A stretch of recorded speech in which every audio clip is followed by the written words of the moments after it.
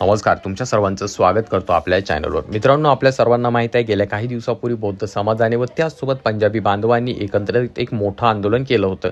त्यांनी जे आंदोलन केलं होतं त्यामध्ये त्यांनी सांगितलं होतं की RSSला बंद करा आणि त्यासाठी त्यांनी ज्या नागपूरमध्ये भव्य असा मोर्चा त्या ठिकाणी काढला होता.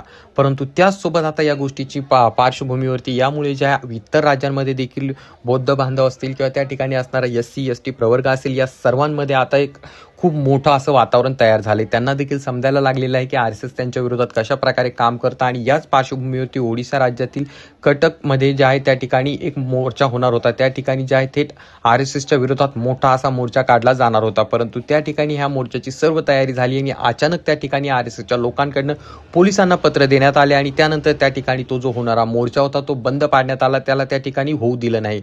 म्हणजे यावरून एक गोष्ट दिसून येत आहे की बौद्ध समाजाचा दणका जो आहे चांगलाच RSSला बसलेला आहे आणि त्यांच्यामध्ये भीतीचं वातावरण आता तयार झालेलं आहे.